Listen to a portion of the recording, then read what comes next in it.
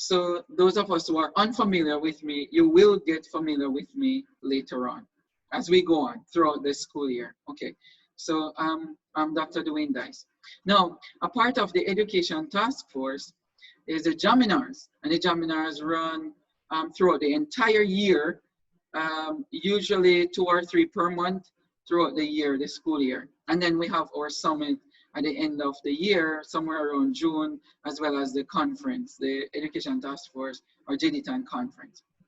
Okay, this evening is our Jaminar from the subcommittee in the Education Task Force, and the subcommittee is School and Community Partnership Subcommittee. And that subcommittee is chaired by Mr. Shekhar Winter, who is based in New York. So this is her introduction, and she will go on with some more as it relates to explanation and description of the task force, as well as what she's here to present, okay? So welcome everyone, and we welcome also our chair for the School and Community Partnership embarking on this journey. Tasheka Winter is the Assistant Department Director for Early Childhood School Age Program and Community School Programs at BronxWorks. In this capacity, she's responsible for the overall design, implementation, and management of all the programs within these portfolios. Ms. Winter has worked with the low-income families and other marginalized population in the Bronx in a number of different capacities since 2007, when she started at the BronxWorks, performing extensive case management services for persons living with HIV/AIDS.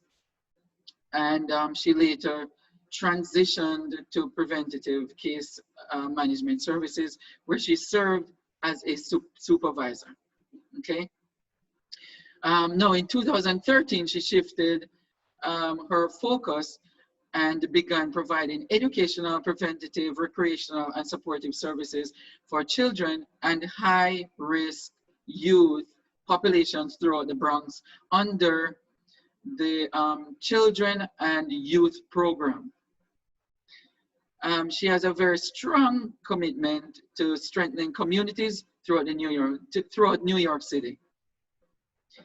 And she served on the New York Urban League Young Professionals Executive Leadership Team as the vice president, where she supports the president and oversees the operations of 6 committees charged with organizing community, civil engagement, and professional development initiatives in the 5 boroughs in New York City.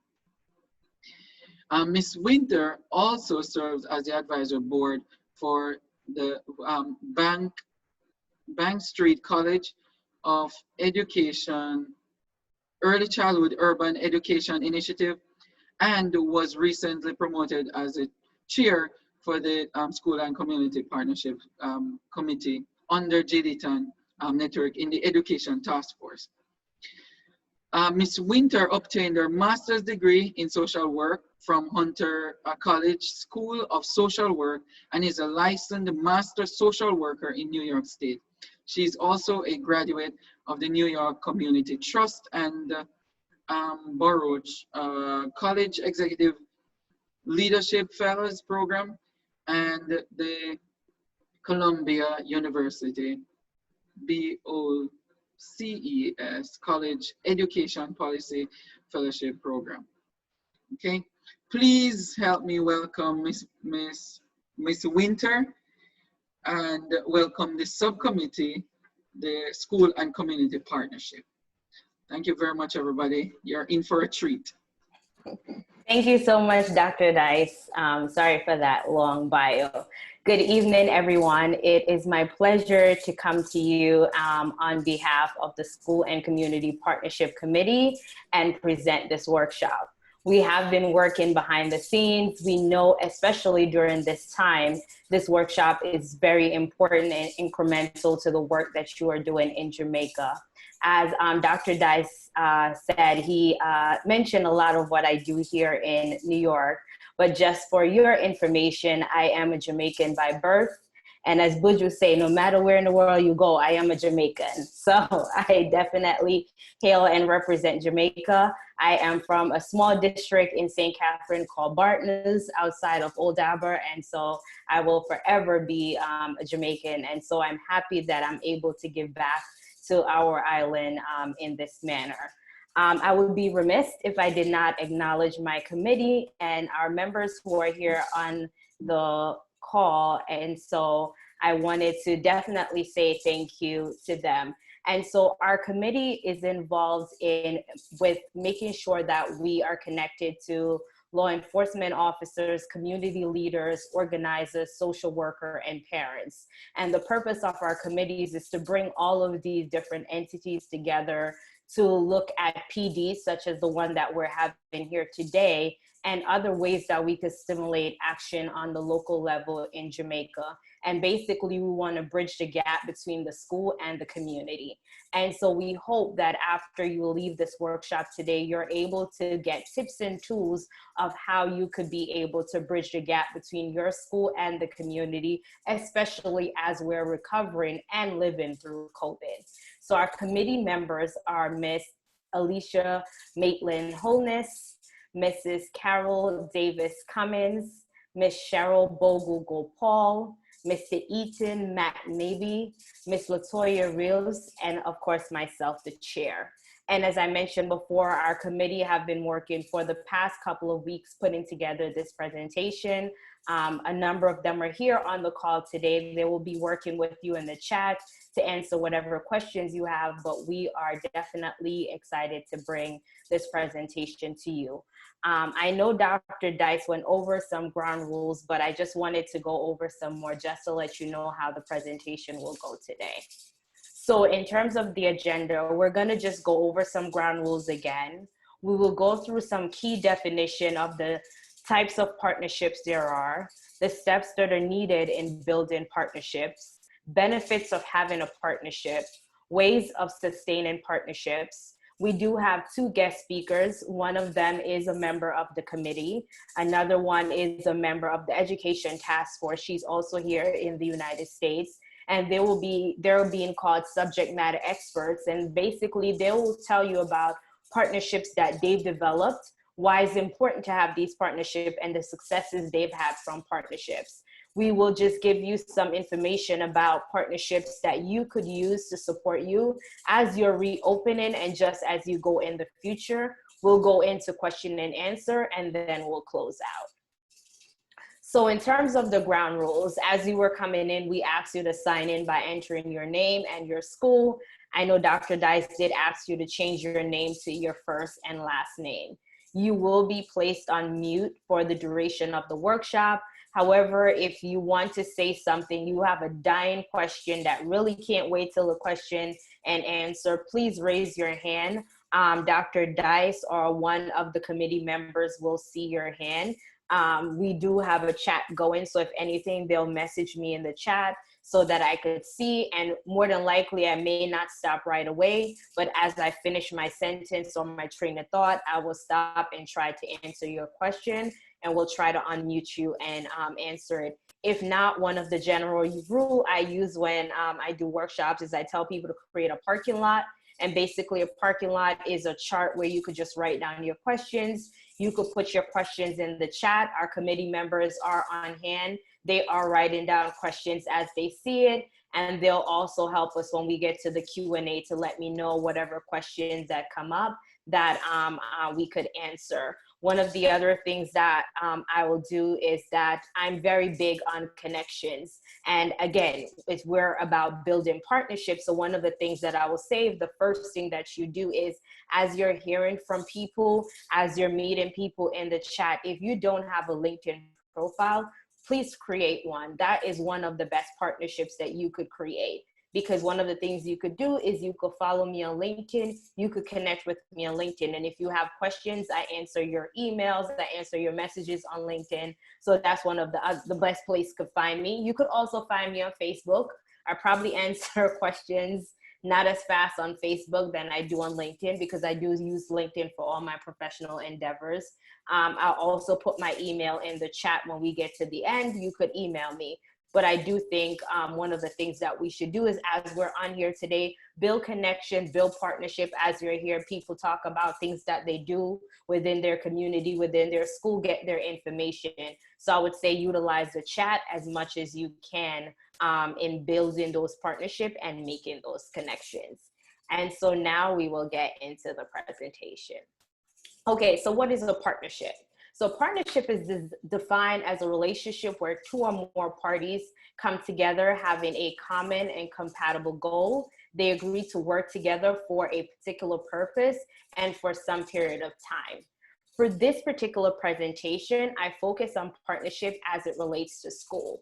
Again, a partnership could be different things. Like a lot of people nowadays say marriage is a partnership. People say parenting is a partnership, but for this particular presentation, we're going to look at school. So the type of partnerships that I look at is that a school with parents. So a school and parents could have a partnership. Students, even though the students come to the school, you do enter into different partnership with your students. You enter into partnership with your community, and a community could be defined in a number of different ways. The people surrounding your school immediately could be your community. However, people several miles away could be your community. So it depends on what you describe as your community. Law enforcement officers or law enforcement personnel could be defined as a partnership. Religious institution. One of the things that I learned a few weeks ago as I went into a Jamaican restaurant around Independence, they had something up and they talked about Jamaica having the most, I think they were the second in the world with the most religious institutions. And that was something that I learned about Jamaica for the first time. So definitely I know learning that a lot of schools are connected to a religious institution. So definitely know that that's a partnership that we have. The government. Whether we like it or not, a number of us have partnership with the government. And so that's something that we should know. Workforce. And when I say workforce, here in the United States, we have a number of different places that we go to that's called workforce development centers. And so those are places that we form partnerships with.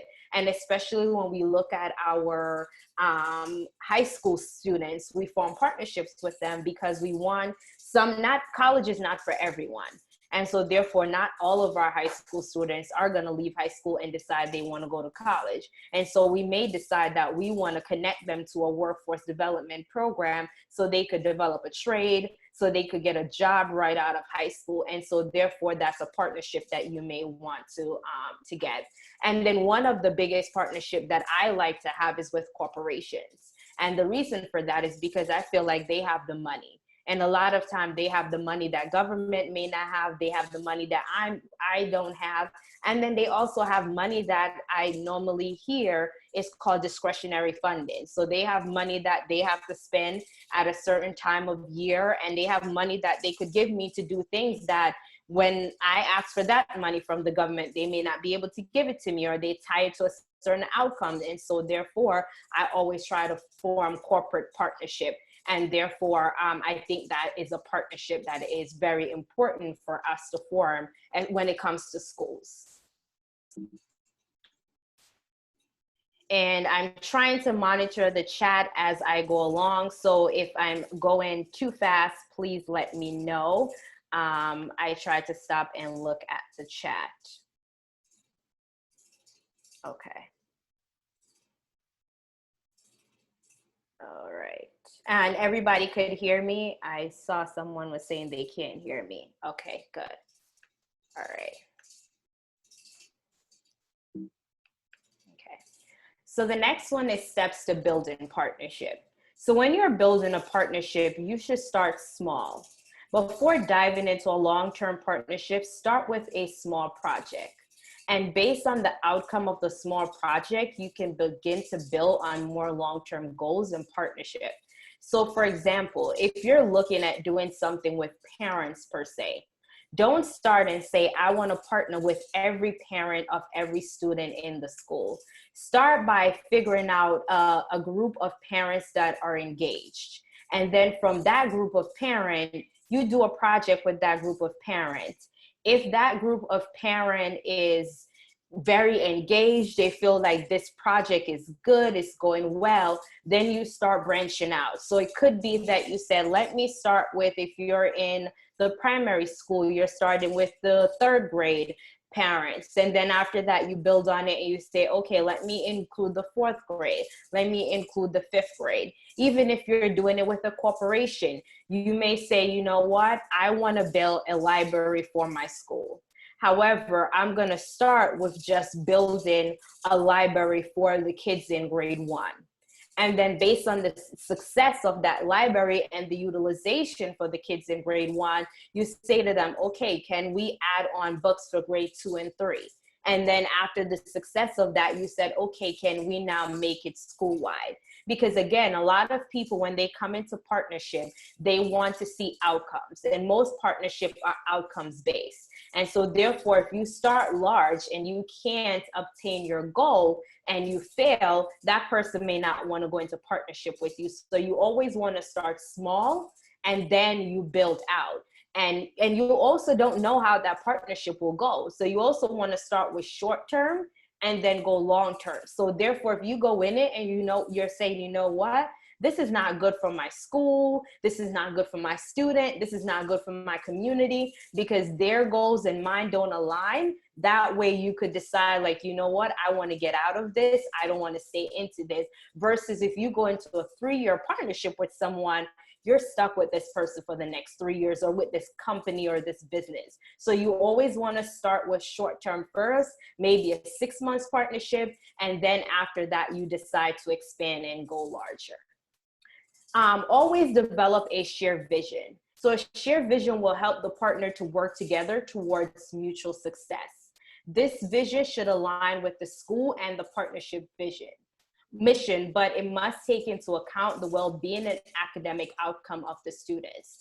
So you always have to make sure that your mission, your vision, and the person that you're going to partnership with align. And so therefore, if for example, you go into partnership with a corporation, you have to ensure that that corporation has the best outcome of your students at hand. You can't go in it and say, oh, you know what, I'm going to go into this because they're willing to throw money at my students, but in all actuality, they're really not taking the best interest out of your community. And I say that to say, for example, there have been before, I've been approached, well, my organization have been approached before by companies that wanted to go into partnership with us. However, in this partnership, they were going to gentrify our community, and they were basically moving Black and brown people out of our community. And we said, no, we did not want this partnership because this was our community. So we said, we did not want you to come into our community and push us out. You were not going to use us to then push us out of our community. And so therefore we said no. So not every partnership is a good partnership. So you always have to make sure that the vision is the same, you share the same vision, but also that your mission align, and therefore you're not going away from your mission or their mission. You always want to establish diverse partnership, and you want to make sure that your partnership is a representation of your community. And diversity and representativeness are important factors for partnership success. And so if you're going into a partnership, you want to make sure that it represent what your school represent. And so a lot of time when we go into partnership, we tend to have just administrators at the table. But a true partnership can involve having parents at the table. It could involve having a student at the table. Because again, a lot of what we do within our school affect our students, it affects our parents, and it affects the entire community. So you want to make sure when you're going into partnership that is going to affect your overall community and not just single entity, that there's representatives there and that is very diverse. And I say that to say in Jamaica, it might not be a factor, but you never know. In certain places, when you look at it, you want to make sure the people at the table making the decision about your school, about the success of your community, look like you and represent your community. You can't, I always tell people, you can't have rich people coming in making a decision about poor children. You can't. Because at the end of the day, the poor children is who lives in that community. The poor children is who you teach in that community. So you want to make sure that they have a seat at the table. So it doesn't necessarily have to mean that the student is who's sitting at the table, but you want to make sure someone that represents them have a seat at that table, and they're speaking up for them, and we don't have people making a decision for them that does not represent them. So always make sure that you establish diverse partnership and that everyone is represented.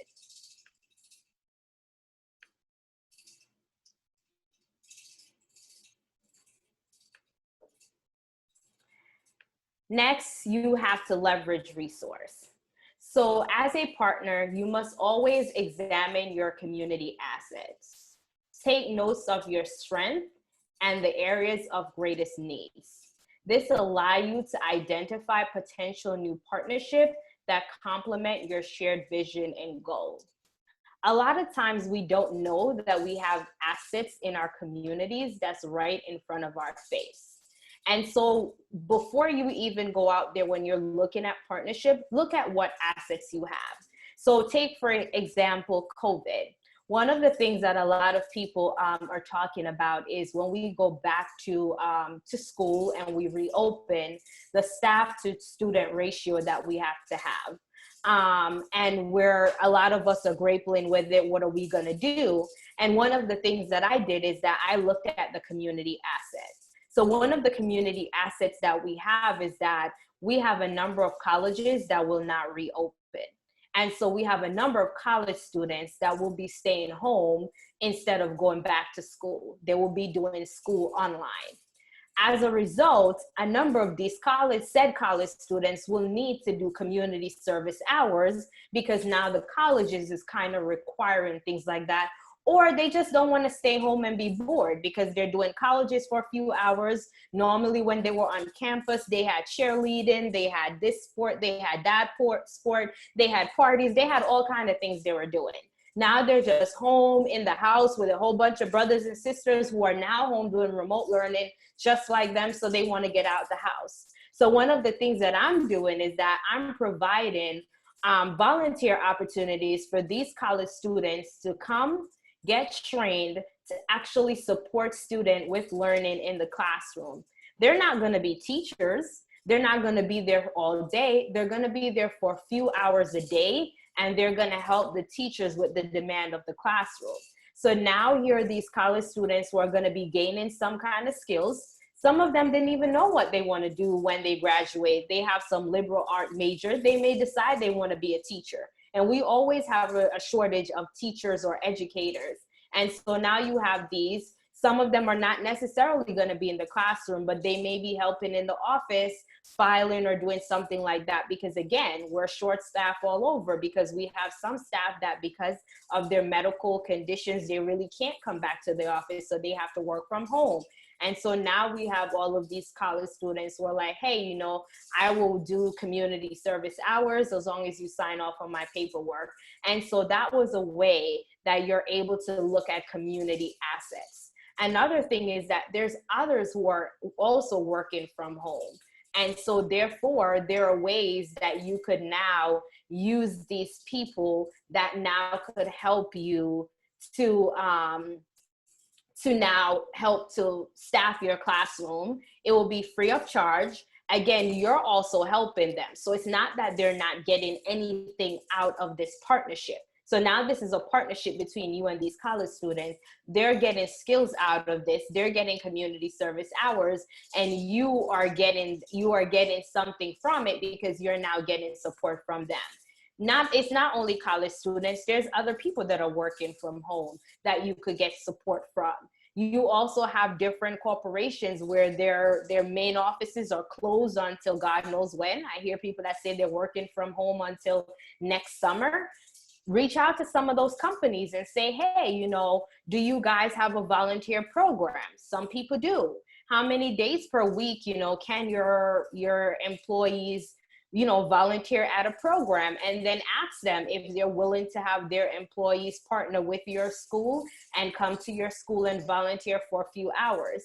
Again, it may not be instruction time, but at least if they're able to take the kids into the yard for a couple hours, 2 days a week, where they're doing recreational activities with them, that eases some pressure off of your staff and your teachers, and that will allow them to get some kind of break, and that will not allow them to get burnout. So that's a way that you could look at your resources within your neighborhood. Something else that you could do, I know one of the things that was really hard during COVID was lack of access to internet. One of the things that we were doing was we were making copies of curriculums and sending them to families' houses. And so one of the things you could do is partner with your local community and say to people like, who's able to make runs this week, and find out who within your community would go around and drop off these paper. Because when we go back, we're going back on a blended schedule. We're not going back with everyone in the classroom. And so this way you have someone that could support and still bring different things to the families and support the families. In terms of the role of partners, you should always ensure that you define the role of your partners. All partners should be aware of their role. If the partnership requires for someone to be a leader and have people who should be held accountable for outcomes, this should be clearly defined at the very beginning of the partnership. So for example, if it is that the principal is the person that is reporting to, you have a partnership with, say for example, your school have a partnership with JD Tan, because we're doing an event together, we're doing a back to school drive, and Dr. Dice is the main contact and your principal is the main contact, that should be known. Even if you're the teacher or you're the assistant principal or you're the guidance counselor who made that connection to your principal, but your principal is the main point of contact, that should be clearly defined. And I say that to say that a lot of times when partnership are not clearly defined and we don't know who the main point of contact is, this causes issues.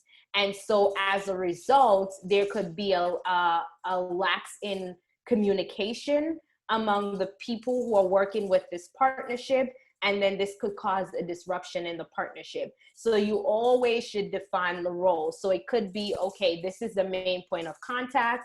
This is the person who's executing the work on the ground. This is the person that's gonna report the outcomes. You always want to define everyone's role in the partnership. And so whenever you come together for a partnership, always sit down and make sure you decide who are the key players within this partnership.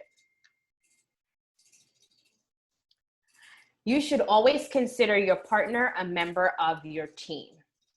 Clear and well-defined roles ensure that there's no overlap between you and your partner. To make the partnership as valuable as it can be, it should be about learning, growing, and benefiting from each other's knowledge and experience. And so when you consider your partner a member of your team, it makes it easier and a smoother partnership. So I'm going to use parents, for example. We should never look at ourselves as superior to parents and look at parents as inferior to us.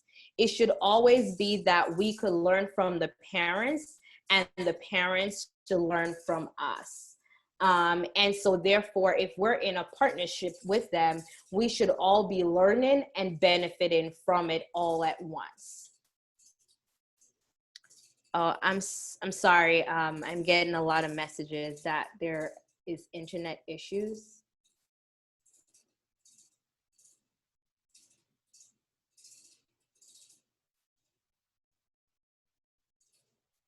Sorry about that. Dr. Dice, could you check in on the chat? There's a lot of messages in here about the internet. I'm not sure what we could do about it. Okay, thank you.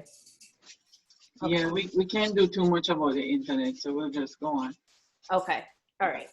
Yeah. So in terms of the partnership, always ensure that your partner is a member of your team. And if you consider them a member of your team, it makes it easier for you to work with them. And I use parents as an example because a lot of times I've seen it where parents have been seen as, and students too, as an inferior member of a partnership. And we could learn from parents and we could learn from students. And so we consider them an equal member of the team. We could grow and we could benefit from their knowledge and their experience. And especially as we go through COVID, we need the parents as a partner. We need the students as a partner. And so how can we build a seamless partnership with them? How can we make them a member of our team? And how can we build this together so that we could all benefit from this, because we're all learning together. We went from children being in the classroom with teachers to children being at home and parents being their teachers. No one had an idea that this would happen.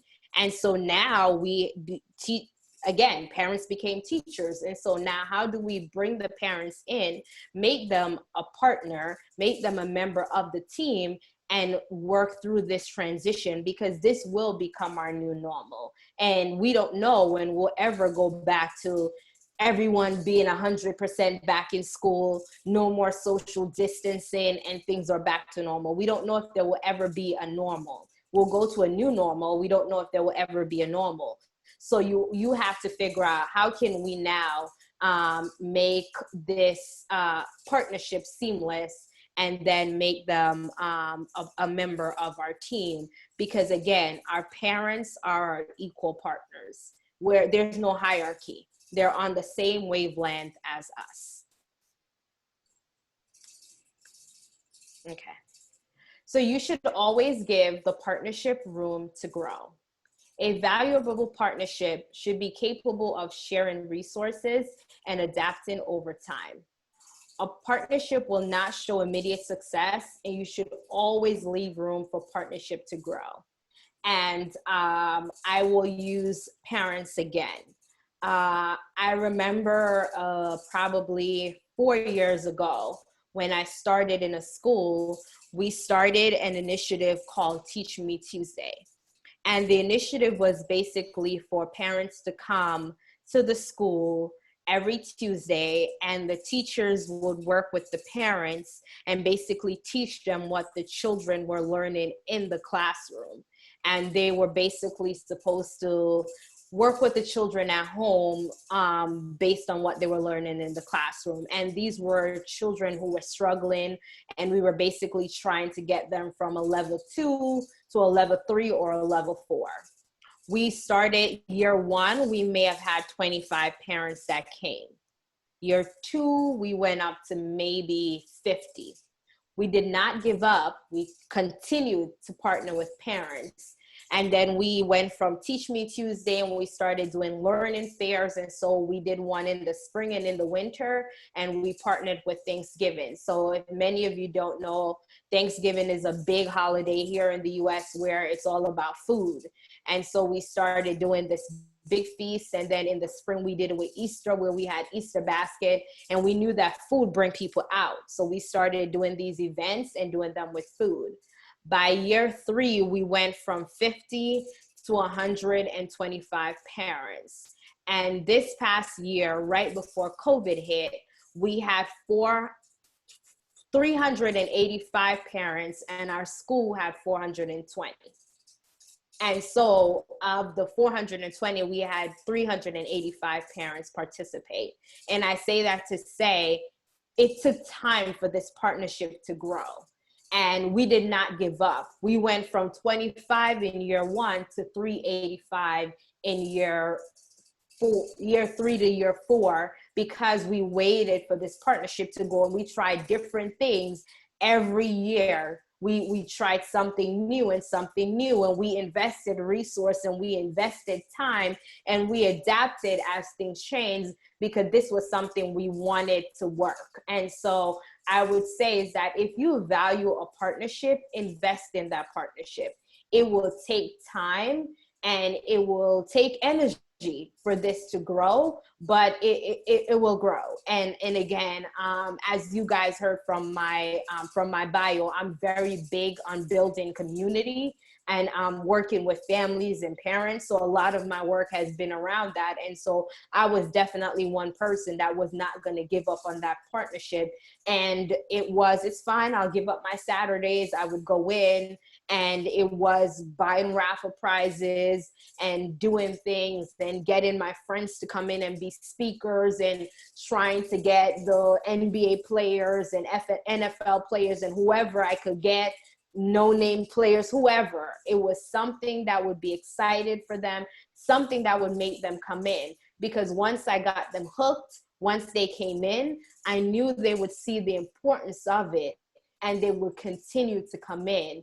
And even after COVID hit, when we did the one after COVID hit, we still had parents log in via Zoom because they knew the importance of it. So we weren't giving food, we weren't giving away stuff, we were doing it online, but parents still logged in, and we still had about 300 parents that log in online because we already had them hooked and they understood the importance of the event. So even though it wasn't in person, they weren't getting anything, we built this partnership, and now this partnership was successful. Ensure there's honesty and transparency in your partnership. I would always say, make sure they know what the issues are. Talk about your lack of resources if there is. Make sure that there's mutual understanding about expectation, roles, responsibility, and accountability. If your partnership is with a parent, make sure they understand what you expect of them. If your partnership is with a student, make sure they understand what is expected of them. If your partnership is with a church, make sure they understand what is expected of them. If your partnership is with law enforcement, make sure they understand what is expected of them. I mean, I know for me, I have a partnership with a program called Big Blue, which is a part of the NYPD. And given the unrest that was happening with the police department, I had to sit down with them and have a conversation about, when they were doing their presentation, what it would look like. Because I said to them, right now, our community don't trust you. I like the partnership because it works. Most of our children like the partnership. However, their parents weren't feeling the same way. So how were we gonna approach them? Because again, when the kids are in school and you come in and you deliver your service, it's different. But now that we were online and you were gonna deliver your services, and the parents would be in the background and the big brother was gonna be in the background and the cousin may be in there and they may say, you know, F the police or whatever they'll say, how are you going to address that? Because you're sitting there, you're hearing it. And so I had to sit with those partners and say, hey, how do we want to address this partnership? How do we want to address what's going to come out of this when we get on this screen and we had this Zoom call? And so I think you have to be honest, like you have to have those conversations. And we did have that conversation. Like, this is not going to be a pretty call. It's not going to be all peaches and cream like how we had it before. It's going to be tough, but let's talk about it. Because again, I felt like it was still an important partnership for me to have, for my students to have. I didn't want to get rid of it, but I also felt like it was our reality. We needed to know that given the climate we were living in, that it changed. So let's address what it's going to be. So I think you definitely have to look at your partnership and evaluate them. Things are going to come up.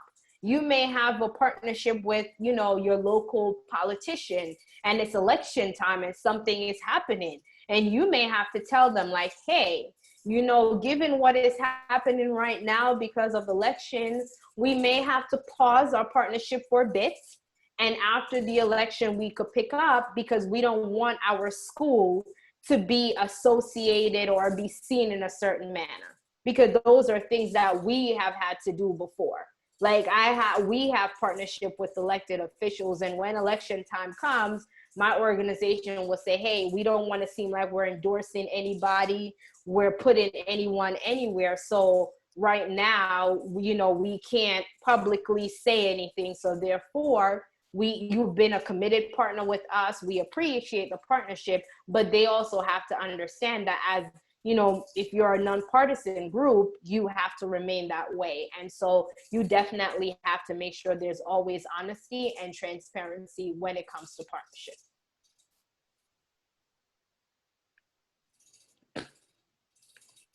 All right. Oh, let me go back. So benefits of partnership. So the benefits is partnership can provide more comprehensive, coordinated, and holistic services. The more people you have that come together, the more services you could provide.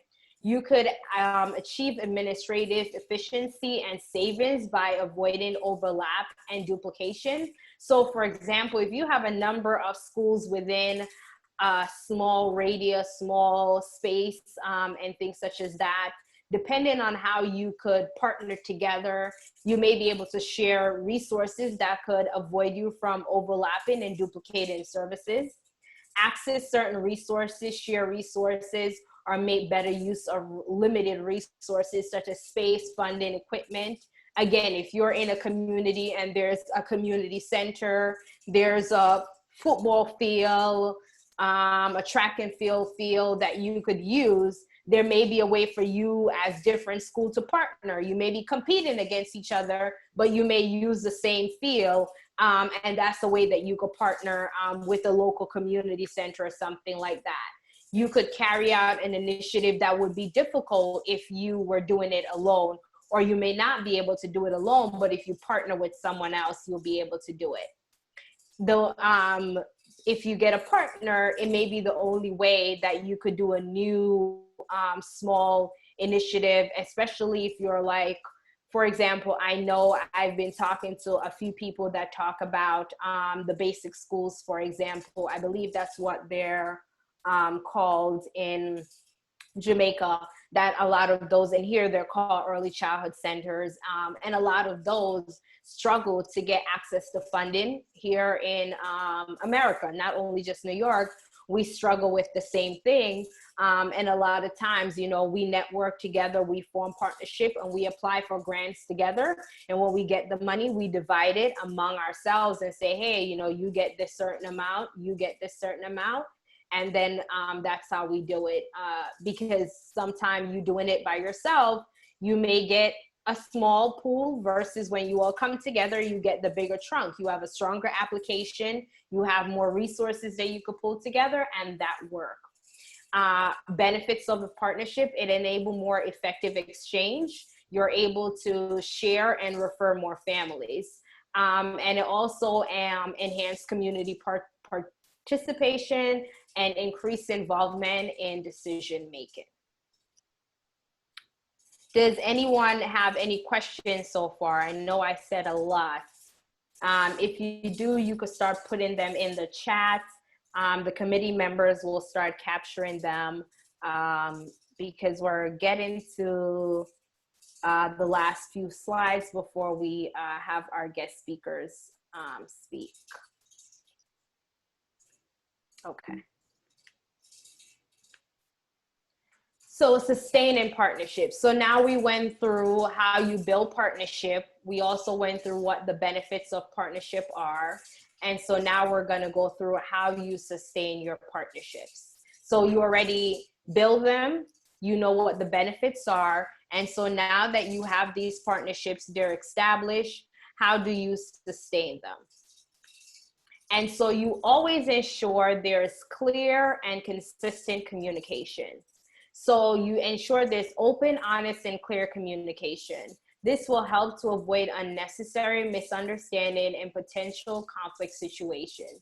Develop a forum that encourages partners to meet regularly to mutually problem solve, exchange information, and learn from one another expertise. So one of the things that I would definitely say is important when you have partnership is to have meetings. A lot of people feel like meetings can be redundant. Why do we meet so often? There are times when there's too many meetings.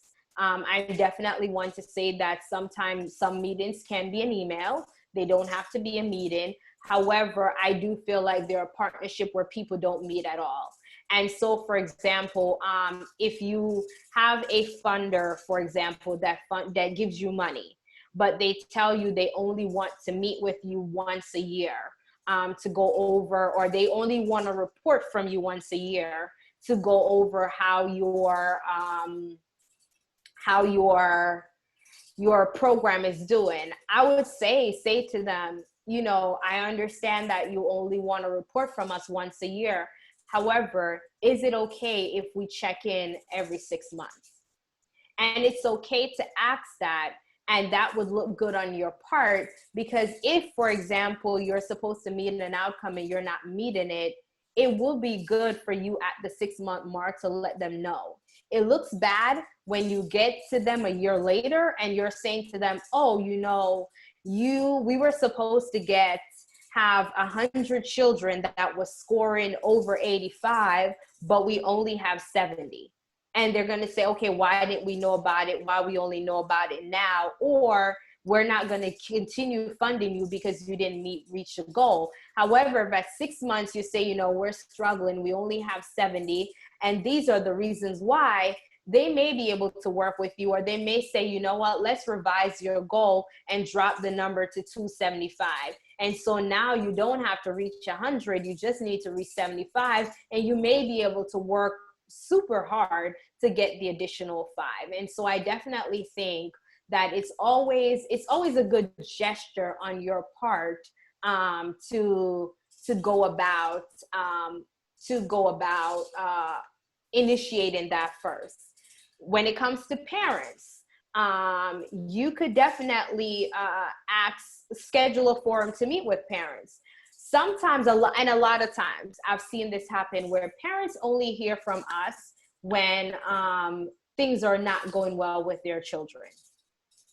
It's okay to reach out to a parent and check in just to say, hey, I'm calling because your child did blah, blah, blah well today. Or even if you don't want to do that, schedule a forum where you're saying, you know what, on a monthly basis, I'm going to bring all my parents together and I'm going to have a conversation with them about what we're doing in the classroom outside of the parent-teacher conference. Because a lot of time parents feel like, you know, I'm not going to the parent-teacher conference. All I'm going to hear is about how you don't do this in class, you don't do that, for the children that are not well behaved. For the children that are behaving, are doing well, the parents feel like, well, you're doing good, you're a good kid, I don't need to go. And then some of them, not all parents, so if there are parents here listening, I'm not saying all parents are like that, and there are parents that will decide like, you know, you're doing well, because my parents were like that. They were like, you know, you're straight A's, you're doing good, you're a part of every club, I don't need to go. And they never went to a parent-teacher conference. Never. I think my senior year in high school was the first time my parents ever showed up to a parent-teacher conference. But they felt like I was doing well in school, so there were no need for them to go, because the only time you really go to parent-teacher conference was if your child was doing bad. And so for them, it's like, you know, we'll kill you if you are doing bad, so you're doing good, so we don't need to go. And so therefore, I think creating that forum where parents could come together and just share among themselves and know that we're not going to really talk about, you know, our children behavior or anything. We're just going to share how we could support them in learning that may be helpful in really getting parents to partner with you. The other thing in terms of communication is listen to your partners. Listening is critical in effective communication. It demonstrates respect and promote awareness of strength, biases, and conflicting interests. A lot of us listen to respond and don't necessarily listen to listen. And so I definitely think listening is very important. And again, especially when we're partnering with our community or we're partnering with parents, we should definitely listen and listen to what they have to say. Sometimes, you know, parents are communicating with us that I don't have the time. I have 3 jobs. I have this, I have that. So, and it's listening to hear what they're communicating with us and saying, okay, I hear you're saying this and this and this. However, here's how we could support you, and here's how we're going to partner with you, or here's how I could partner with you. Because just like they have a lot on their plate, you have a lot too. However, if you could come to a compromise, if they could hear you and you could hear them, you could all come to a compromise and come up with a way that you could all walk away with a beneficial partnership. Ensure that the partnership are mutually beneficial. And so authentic partnership have active leadership and participation from both sides who work towards aligned goals and support each other's needs. And so therefore, again, you have to make sure that it's mutually beneficial. And so if you're partnering with your parents, your partnership with students, you're partnering with a local entity, whoever you're partnering with, again, a local community group, whoever you're partnering with, make sure that both sides, the goals align and that you have support from each other. You both want the same outcome. You're both aiming for the same thing. And that way, it's beneficial. So both of you guys are walking away with something. So if you're partnering with parents, you want more participation from the parents, and the parent is walking away feeling that I'm supporting my student in learning. And in the end, the student is benefiting. So basically the common goal here is making sure that we're both supporting the academic outcome of this student. And so that would be the common goal for the teacher and the student, is we're both supporting the academic outcome of this student. Evaluate partnership. So evaluation plays a key role in developing and sustaining community partnership. Evaluation helps to determine whether goals or objectives are met.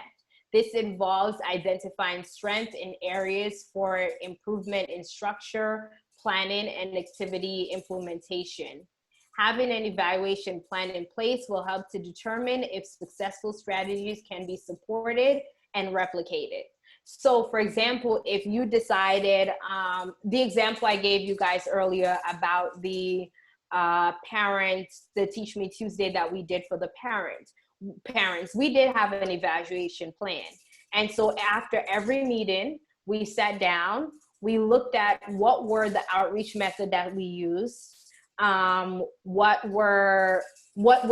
looked at weather, we looked at the outreach method, we looked at everything that happened after each event. And based on that, we would look at, okay, why did we think parents didn't show up? And then based on that, we would go back to the table and we would look, okay, what can we do different for the next one as we plan? And based on our evaluation, we were able to add different components to each one. And so as we look back, as we look at this one now, and we went back and look at the table, like we have a table in the room that we look at all 3 years, now year 4, and we went back looking from when we first started, we look at, okay, wow, look at all the different things that changed. Like we went from, okay, we started just doing it randomly.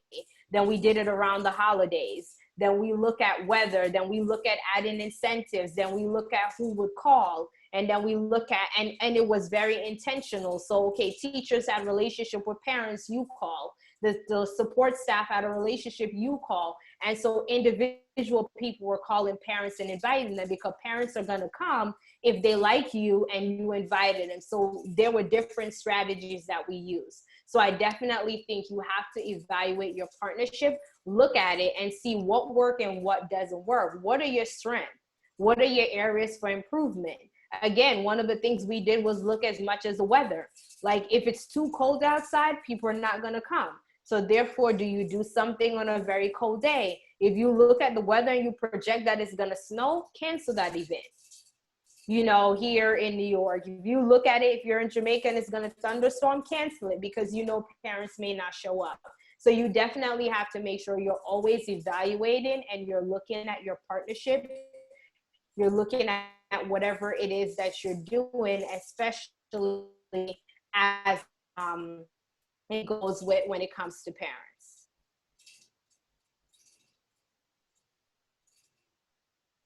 Okay, consistent reporting and follow-up. So ensure that there's consistent reporting or follow-up system. If you're a recipient in a partnership, you should always update your partner on your progress before they ask about the progress or the project or partnership.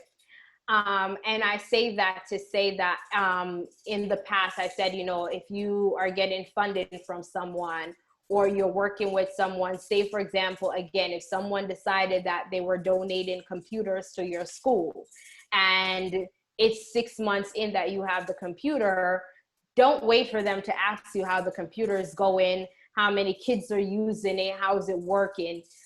After 3 months in, send them an email, send them a report, take pictures. Now we're in a digital age. Send them posts on your Facebook page and tag them in it so that they could see what is happening with the donation they make, so that in the future they will think about you and they'll say, you know what, when I donated to this school, they kept us updated on what they were doing with the things that we donated. So I'm going to keep donating to them. I'm going to keep partnering with them. If you have a group of people that came and volunteer with you for a day and they clean up your garden or they clean up your yard and they painted it, after they leave, send them a report to let them know, on this day you came and this was what you did. And as a result of what you did, this is what happened. Always have a consistent reporting or follow-up. Always send a thank you email. Always send a thank you letter. Always make sure that you're following up, because that little bit will count. The person will come back to you. If it's parents that you're working with and the parent is participating in a project with you, always make sure that you follow up with them about the progress. So if it is that you give them an assignment to work with their children at home, now that they're doing remote learning, follow up with them to say, hey, based on what you're doing with the child at home, this is where they're at. They were here before, and now this is where they're at. Because again, before they even have to ask you, they will feel appreciated, but also they will feel more encouraged to continue supporting the child. But if you decide that you're not going to follow up and they have to come and ask you, then it seems like what they're doing is not really appreciated or even acknowledged. So you always want to make sure you do consistent reporting and follow up. And again, you could also do monitor satisfaction through periodic survey. So I'm very big on survey. I survey my staff. I survey my parents. You may not want to hear it. A lot of times I read it and I'm like, really? That's what you think after all I did? However, sometimes those reports, whatever parents are feeling, whoever is feeling, you definitely want to hear it, because it gives you room. It gives you time to work on whatever you're doing. And so I think it's always good to get feedback, and that's a part of your follow-up. And so you definitely always want to make sure that you do some kind of survey, and something as easy as Google Forms could make you do a quick survey. Okay, I did this with parents, or I did this with someone. What is your feedback on it? 5 quick questions, yes, no, agree, disagree, blah, blah, blah, and they're done. They send it back to you and you're all done. Or you could have the questions on a notepad as they're picking up. As you see them, you ask them the question and you get a quick survey. But you always want to make sure that you're surveying people as you go along. And last but not least, you always want to identify potential challenges and solutions. So give people the chance for having different view and let it be heard. Listen and try to understand the different point of view, and always seek common ground. And I think especially when it comes to when we're working with parents, they may not have the same view as we do. I know for me, one of the biggest challenge that I may have is especially with my early childhood, is the parents always tell me that they pay us to teach their children, and I always remind them, you don't pay us, the government pay us. However, we are all teachers for your children, and so we teach them in school, but we want you to teach them at home also. However, I also always give them the chance. I listen to them, I hear their views, I say, thank you, I hear you. However, and I never say but. And I will urge you, if you don't take anything away from this workshop today, listen to this. When you're speaking to parents, don't say but. Use the word however. I say to them, however, and then I make my point. However, I'm not saying but, because when I'm saying but, that means that they're automatically hearing that I don't agree with them. I say, I hear you, however, and then I make my point. And then I end with, now, can we agree to? And then we'll agree to. And so I definitely think that we always listen. We all are entitled to opinions, and our goal is to seek common ground. You want to also develop a process to resolve conflict in advance of serious difference of opinion. And so if it's whether you're a principal or a teacher or in other educational capacity, it's you want to make sure you have some kind of process that you develop that you can use to avoid conflict. And so this is something, when it comes to partnership, this is something that you want to have in place. So whether it is partnership with parents, so we have processes in place where my staff know if you have a difference in opinion with parents, they know, and they tell me this is not stop and shop. The customer is always right. But for them, I tell them, unless it's some serious allegations or something, the parents, they're right. We will sit there, we'll figure it out with them, and we'll go from there. When it comes to community partner and things such as that, we're at their disadvantage a lot of times, and we sit there and we figure out, okay, how can we solve this? Because again, if a partnership is important for you, you want to figure out how do you understand their perspective and how do you resolve conflicts. And when it comes to parents especially, and I'm spending a lot of time talking about parents because I know I'm looking at the chat as I'm going along, and I see a lot of parents asking questions. And I know Miss Nicola will talk a little bit when she come on about parents, but I know a lot of times that's one of the hardest partnership that we have to deal with. But I think, as I said before, one of the things I've viewed as something that people struggle with is seeing parents on an equal playing ground as us. A number of us, when we get in the position of us being the parents, when we're on the other side of the table, then we're on the same playing field as the others. But I always try to think about it like, if I was the parent standing over there, how would I want to be treated if I'm the parent standing on the other side? So therefore, I always think about it in that way, and like, how do I want this parent to partner with me? And again, my grandmother always tell me, you gotta get them on your side. You can't fight fire with fire, and so therefore, I can't be firing your fire. So therefore, I always try to figure out, how do I make sure we get to the same level playing field, and then we could work from there. So I would definitely say that when it comes to conflict and when it comes to parent, if you don't walk away with anything, never say but. When you have difference in opinion, just say however, because that would definitely help the conversation to go in a different way. So next we're gonna go into the slides actually got mixed up. So we're going to look at, I'm going to go quickly through potential partners and resources. So here I put that potential partnership and resources you could look at is, again, parents and students, community members, which is like pastors, law enforcement, the corporations I have listed here. This was research I did on like Jamaica and who are the people you could partner with there, in terms of if you're in the education industry. So you have Lasco, PriceSmart, Price Philanthropy, Scotiabank Foundation, The Gleaner.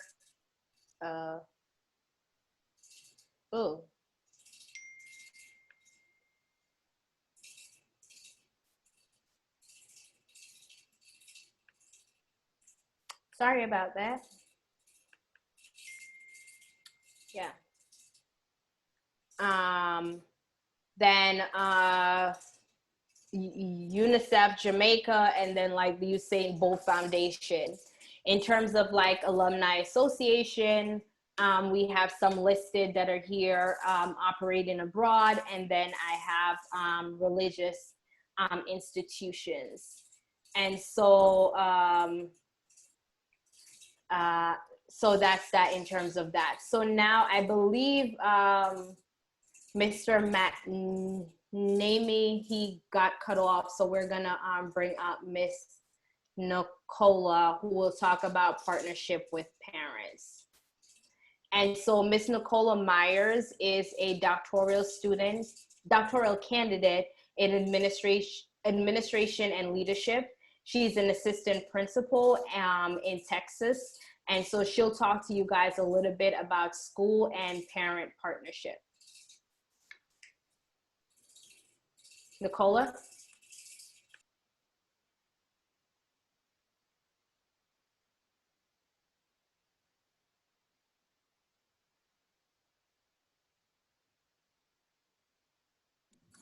Okay, thank you. Hello, everyone. I'm Nicola. How are you guys?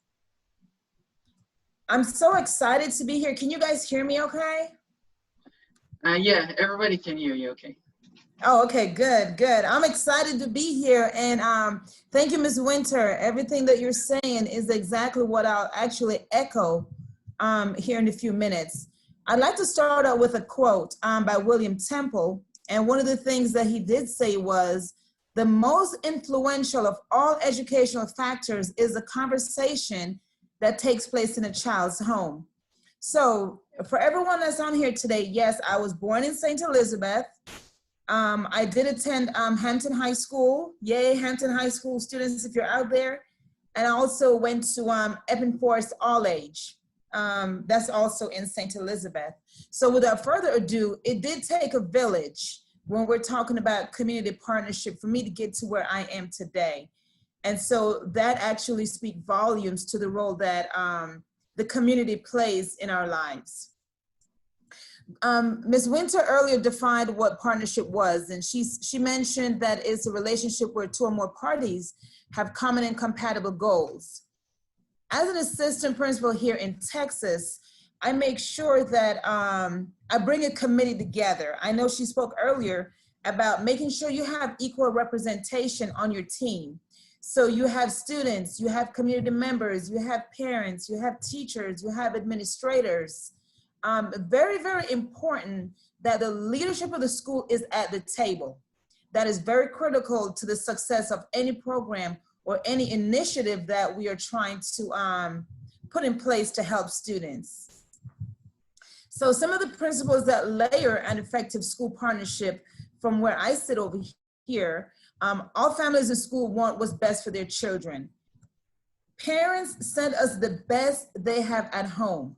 And that's something that I tell my teachers frequently, you know, when they talk about, well, this child doesn't listen, this child doesn't do this, it's the best they have. It is up to us as educators to nurture that child when they enter the gates of the school. However, it's more important for educators and parents to create that environment so when the kids come to school, they feel a part of the community. And I'll get into cultural relevance, and I know Ms. Winter touched on that earlier with the diversity. But we have to make sure that we're cultivating the right ground for these students and for the families to grow and thrive. All children have the right to the opportunity to reach their full potential. Understanding the needs of your students is going to come from the partnership you build with your parents. They will tell you, they will show you their background.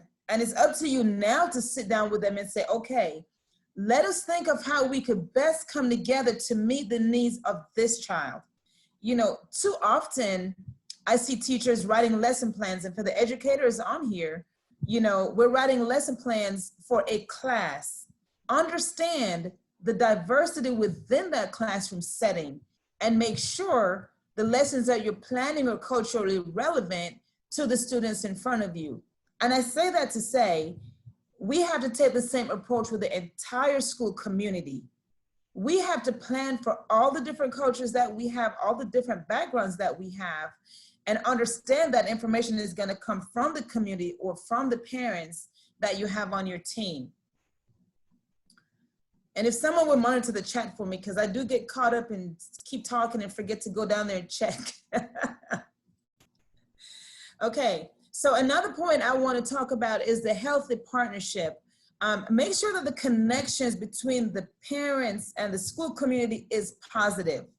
Because in order for us to move the students to a different level of social competency or even emotional well-being, we have to make sure that the conversation and the relationship that we're building is positive. If not, the parents don't want to talk to us.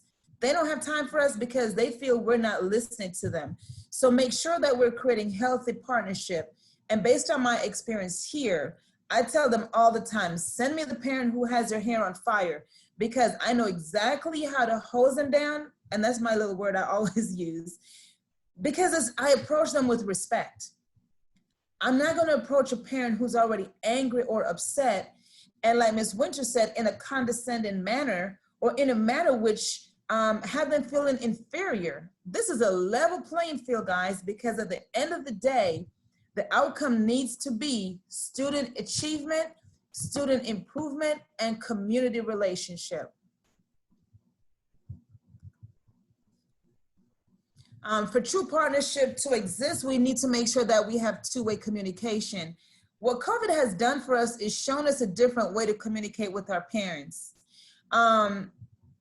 Emails.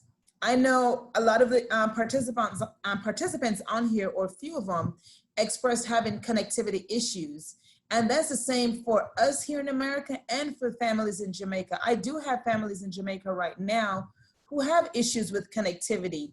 So when we're talking about two-way communication, we have to make sure that we're providing different ways to reach our parent, not just rely on email or text messages or whatever the case may be, but start posting up flyers. You know, I remember as a little girl, and I believe Miss Maitland, Elisa is in here, she can attest to this, because we grew up in the same community, in the same family, as a matter of fact. And very often, one of us had to run to the shop to go pick something up for our family members. Well, I think Alicia was a baby, so we did the running.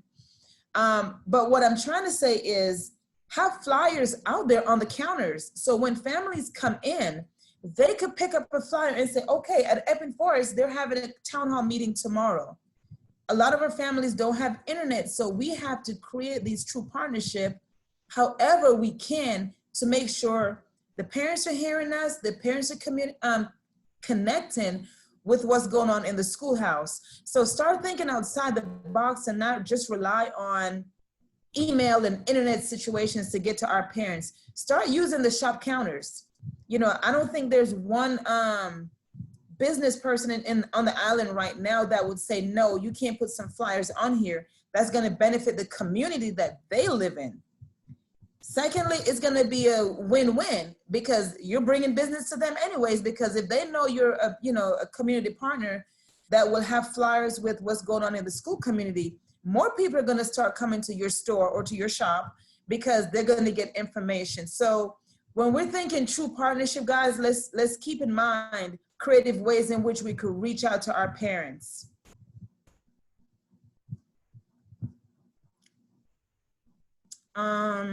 Let's see here. So research shows, and this is just, I'm like Ms. Winter mentioned, I'm currently a doctoral candidate. And so some of the things that I found myself doing lately is a lot of research. So research shows that family engagement in schools improves students' achievement, it reduces absenteeism, and it restores parent confidence in their child education. So students with involved parents or other caregivers earn high grades, test scores, and have better social skills and show improved behavior. On my campus right now, it's a middle school campus with about 800 students from 6th through 8th grade. Our students that know their parents are involved, they act different. They behave different.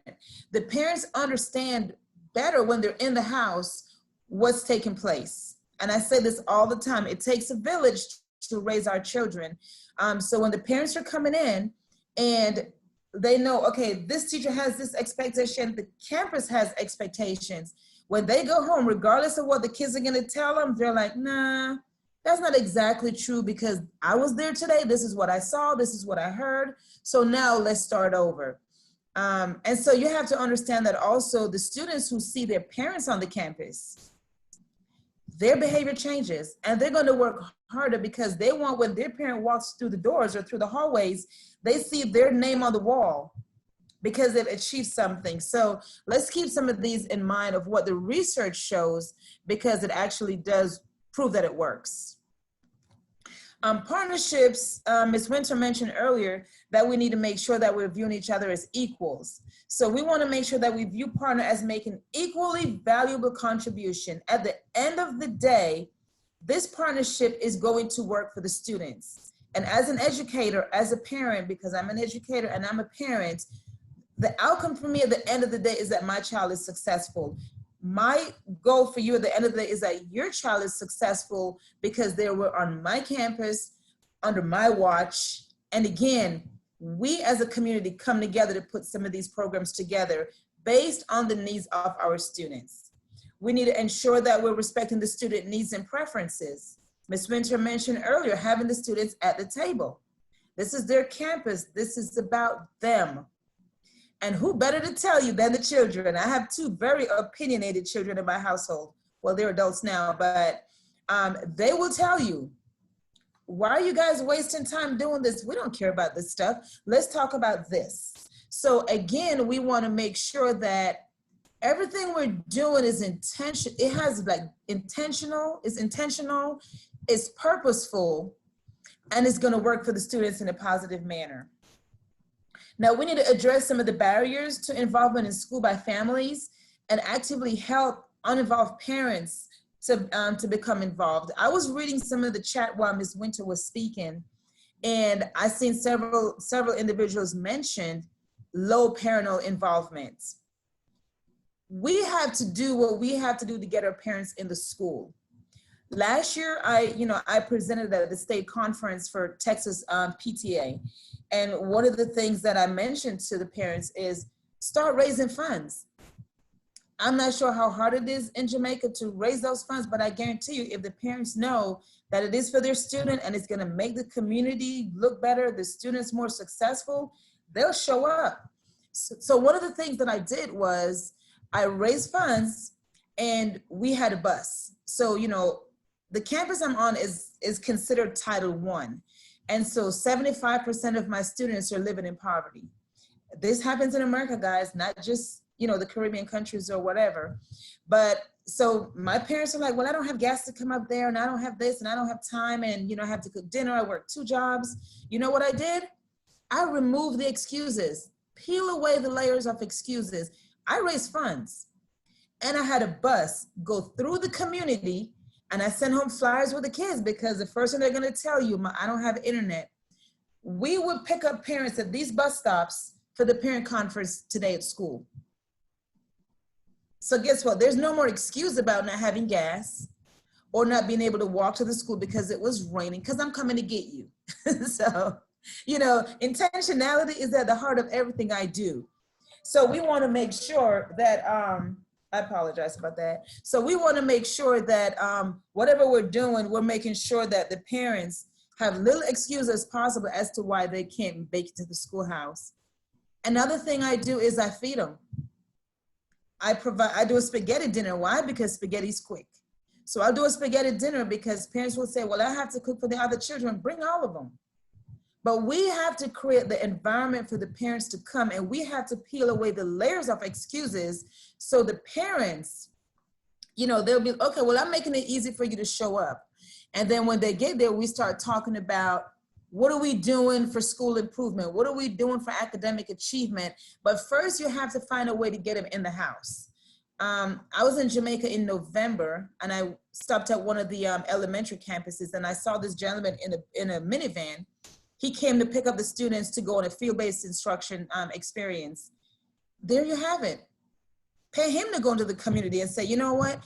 At 4 o'clock, we're gonna pick up from Mr. Green's shop and we're gonna go to the next stop. So you let the parents know where these stops are raise funds, pay a couple $100s, but again, you want to make sure you're getting your parents to the school by any means necessary. Dr. Dice, I don't know if there's any questions in the chat for me. Anything I need to answer? No, we're gonna have Mr. McNamee go, and then we'll open it and answer all the questions, and you could jump in and answer anything okay. at that point. And okay, thank you. And no so, problem.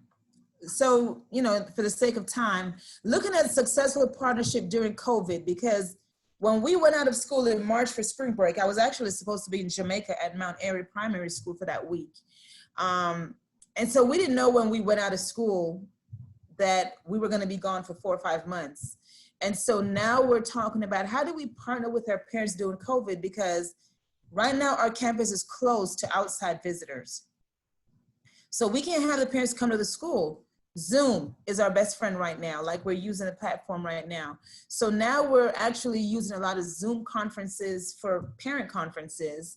We're providing resources for the parents on how to use some of these platforms. Let's not forget, a lot of our parents are not tech savvy. I have my first degree is computer programming. My son has a degree in information systems technology. So a lot of times if I'm working on stuff, I don't have time to do the legwork. I'll just ship it off to him. However, there's a lot of our families who don't know how to use these platforms. Again, put a one-page flyer together on how to get on Zoom. Because believe it or not, this is the direction that we're going right now with COVID. And again, email it, put it in the mail. Put it in the mail or email it, or again, put them at the shop counters and whatever the case may be, so the parents know that, hey, education, I believe in educating our parents. So that's one thing that we could partner with our parents during COVID by providing the resources that they need. Create parent guides. If the students are going to be using, here we're using Schoology and Nearpod and, you know, PlayPod, whatever you call the different situations we're using here. I'm not sure what they're doing in Jamaica when the kids go back. But even the packets, if you're going to provide the students with packets, you might want to solicit some parents to come to the campus and say, hey, I need each packet dropped off to this house because the parents are not able to come get it. So you pull a team of parents together because they know maybe it's a grandparent that's raising the child and can't come to the school. Again, we know the older population of students are more vulnerable to COVID. So you want to minimize that. But again, come up with creative ways in which we can reach our parents and get them involved. Putting a parent guide together in that package so the parents understand what the expectations are for the kids to complete their work. Feeding stations, and I know we have another speaker coming on, so I won't belabor the time.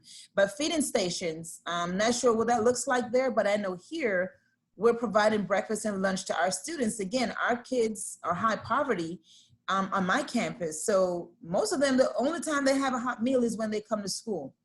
So we have different spots in the community where our nutrition staff will position themselves, and the kids who live at this bus stop will come and pick up breakfast and lunch. Maybe that's something you want to do. I'm sure there's going to be some things tied to, nutrition and handling food and stuff like that. So we really don't want to get the parents involved in passing out lunches, because here they have to have some type of certification, food certification.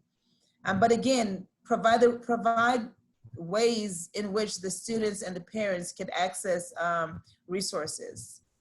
Let's see. We have to bring the next speaker on. Sorry, we're pressed for time. Oh yes, but can you send your presentation to me, and I'll definitely send it out to the attendees so they could see what you had to share? Yes, this is the last slide I have, and I just want to read this. Okay. Actually, I was at the last slide. It says, we embrace that we get to create the new normal, and we decide what kind of relationships we want to have. We ask ourselves, do we want to be a community of people who complain about each other, or do we want to be a community who work together for the good of our school family?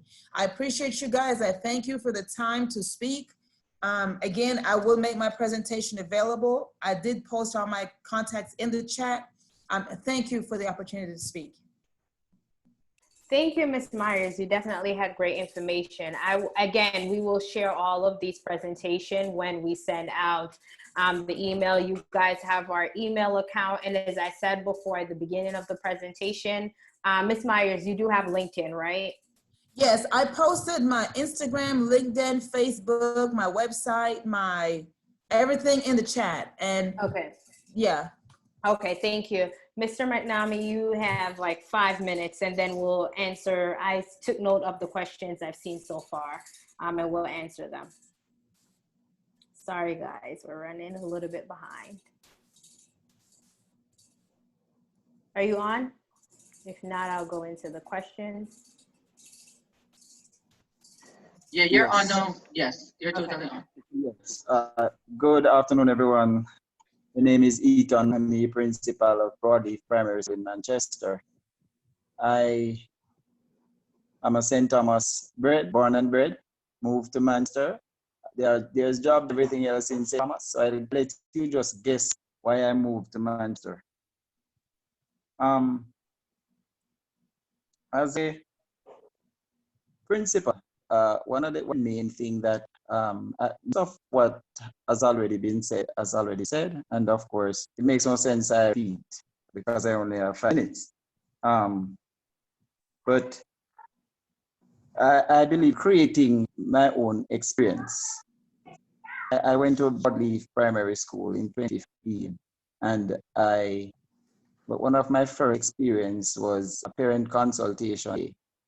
Now, on that particular day, I was told that parents do not normally turn up for those events. And so I began doing my search. I found that what normally used to happen is that you just send a reminder with the students verbally for parents to turn up at parent consultation. And so you end up with like 20% or less parents at parent consultation day.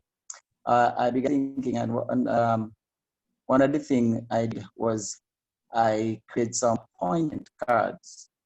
I personalized the appointment card. I was told by my teachers that I was wasting time, I was wasting ink, and I was wasting energy. But I believe it create my own experience, I say. And what I did, I personalized those. I gave parents particular time to come and split their teachers. And particularly, we had over 9% of parents turning to consultation. And so I began to realize that I cannot take person's word for everything. I learned to create my own experience. One of the things in creating your experience is you have to sell your vision. As a principal, my constituents must know where I want to take the institution, what it is that I bring to the institution. And so I must know my constituents in order to sell my vision. And so community talks, it depends on the school that you are. If it's a community school like one that I had, community talks, church service, funeral, everywhere you'd see Ms. McNamee, because I am now part of the community. And what I did also is I create some individualized data capture sheet for the children, so that we would know exactly parents' occupation, we'd know what time parents go to bed, so you get an idea of the type of parents you are dealing with. And that's good springboard for you to start building the partnership that we built. When one opportunity I got was with there was an unfinished library that was constructed by Jamalco. There were some problems and it wasn't completed. And so I took opportunity to complete such. After completing that, I did a grand opening.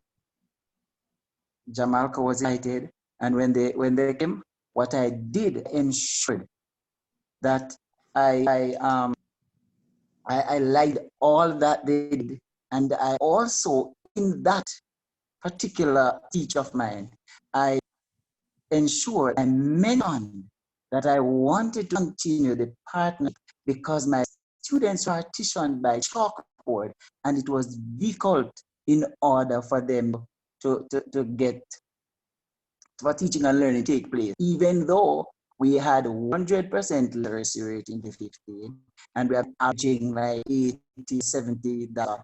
But if we had single classrooms, I know that have been even better. And so I drummed down. When that program was finished, I was told by one of the directors that they are going to come on board and assist. No, that got my antenna up because I wanted to school. I want my children to be in the classroom. So what I did, I contacted the regional director. I leave anybody out. The regional director I contacted and crafted the letter together to Jamal. So the Ministry of Education would have known about what it is I want to do with was there, and she would have been off with the children. And after having done that, what I did, I approached Jamal. No, Jamal responded and said they would have given me $4.5 million just to construct one grade 6 classroom. I said, okay, thank you. And so what I did is that we had our first executive meeting of the PTA. I called my executive together, and when we sat and we discussed what I did from the get, which was very honest, I let them know how much money I got. And that is very, very important. Once money is coming into anything, you have to ensure that persons really know how much it is that you are spending or that you got, because persons are really interested in knowing what it is that are spending. And so having learned of the amount of money that I had, then I went to having known the amount of money, I also let them know that we should choose somebody from the community. This is not a contract that we're going to tender for somebody outside to come and eat something from. This is something that we're going to have a community project. And so we want somebody from the community to run it. And so we identify a parent, and that parent, we know a little about identify the parent, and we know to the bigger PTA. We sold idea to the PTA, and the PTA bought into the idea. And so when the PTA bought into the idea, what we did, we basically started the project. And once the project started, we were able to flow smoothly to some extent. Not that we didn't have problems, we did end up with issues because not all parents will be on board. And we all know that persons will say out of the norm or whatever, but at the end of the day, majority of the parents on board. And the openness of the communication was important. Also, I spoke their language. It's difficult to be speak with your parents, and so you would not want to be in a position where you're speaking high-flown language when it is not being necessarily understood by your constituents. And so to get to their level. During that summer, I spent the entire summer at the school. When it was time for lunch, I was there, sitting under the tree, eating, doing the chatting, whatever with them. We had about 5% of volunteer work into the particular project. And the gentleman that was parent that was contracting the project, he said that, he's going to build more than one classroom, whatever. I knew that money could do that. But the parents bought into vision and wanted more than one classroom. So I could not stop there. I went along. When we were about 80% through with the project, money was finished.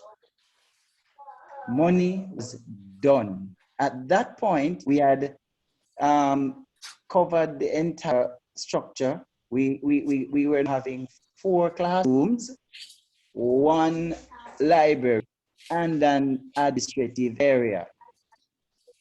And so at that point, I called on the regional director. There is no way that the Ministry of Education could have allowed a community to partner to such a strong level and leave us halfway. And so they now came aboard and pumped some cash to finish the project.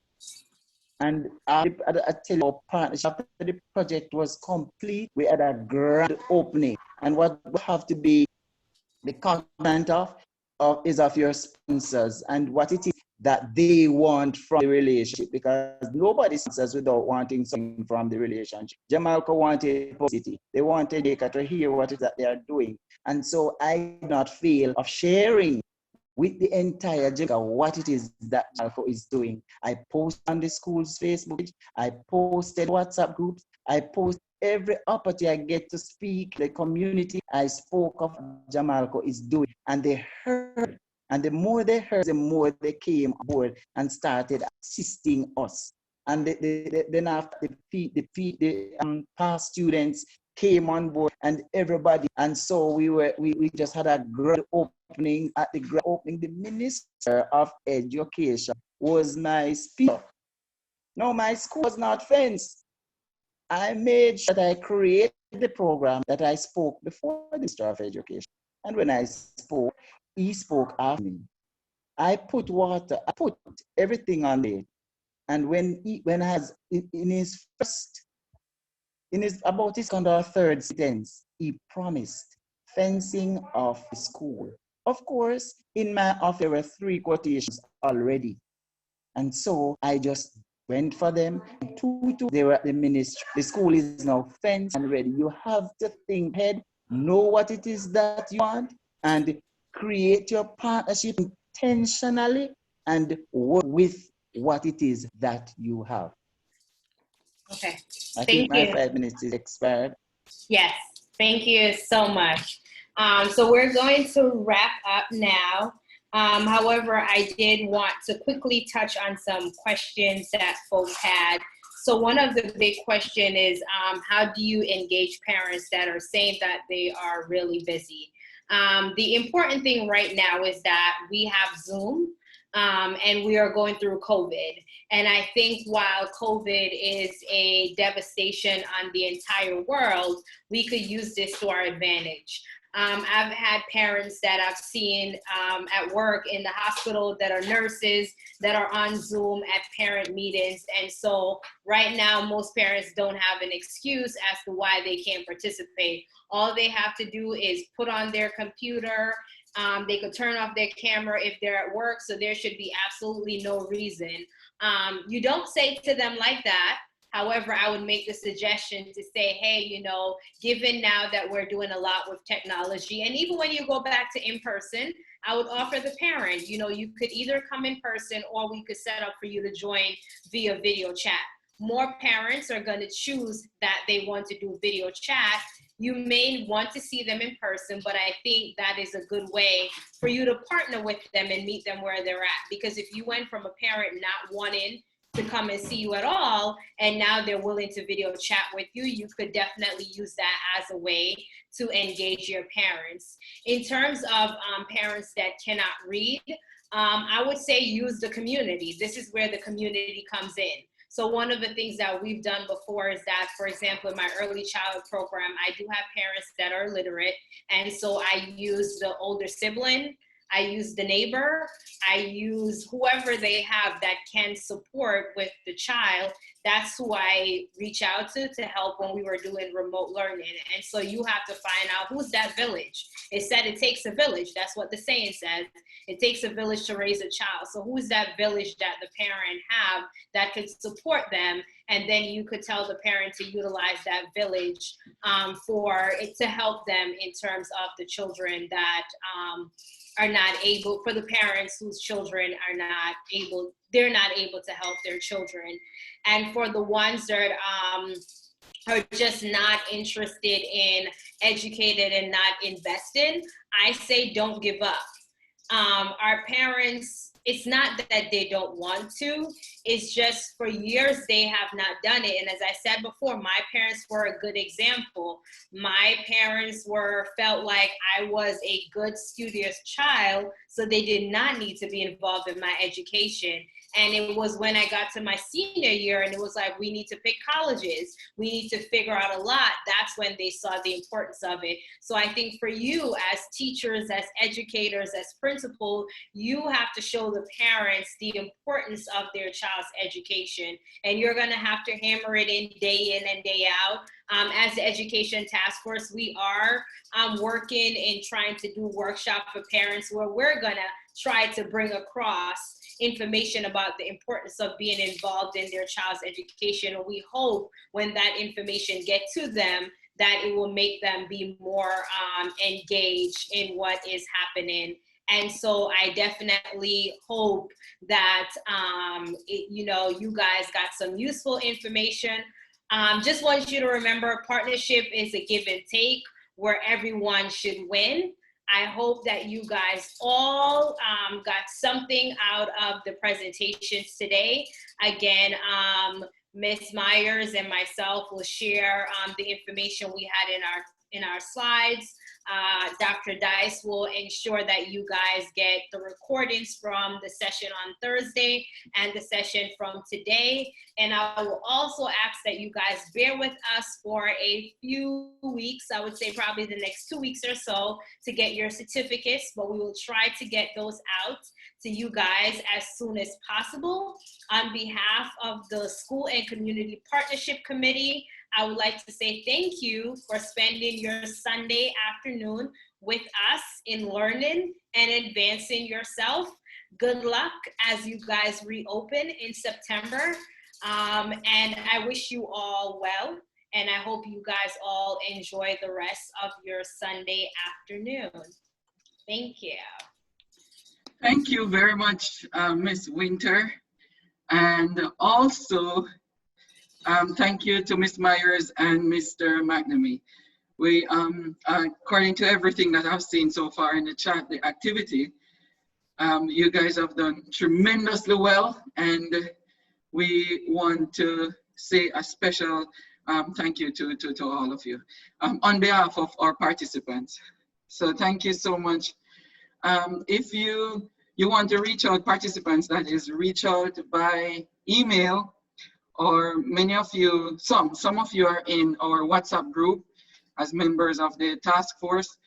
You can reach out there as well. Keep the conversation going.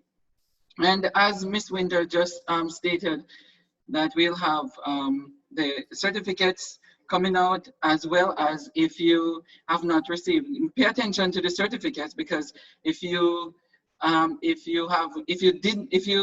are not receiving your certificates through regular email, you want to check the spam folder, as well as reaching out to others to find out if they have received already. There's a way that you inquire about certificates, the ones you haven't received, and is to send an email to education@jdtan.org. It's in the press release that you got for this Jaminar. So you can check at the bottom of the press release, and you will see that link there, or the email. Okay, now, one other thing before we go. Remember to complete the survey. It's a hyperlink word in the press release that you got for this Jaminar. It's in the wording. So you want to complete the survey within the next 24 hours in order to receive the certificate. Okay, try and remember that. And then we will issue your certificates, please. Okay, so we want to say a special thank you to everybody who have come on. We really appreciate you, especially knowing that this is your evening, taking it a relaxing time with your family, but you gave up a few of that time, a few minutes or a few hours, if you will, of that time to be with us today. And we really appreciate you guys coming on. Make sure that you implement what you have learned, and then reach out to us with feedback. Okay, now the recordings for this will be in a link form, and we'll send those out to everybody, including our over 1,200 people who have registered for the Jaminar. The rest of us will get that, that link if you register. The only difference is if you did not come on, then you will only get the link to watch this recording, but you'll not get the certificate. That's all. Okay, all right, everybody, take care. Thank you, Miss Winter, and thank you, Miss Myers and Mr. McNamee. Thank you so much. Have a great afternoon, everybody. I wish you all the very best. Take care until we meet again. Bye, everybody.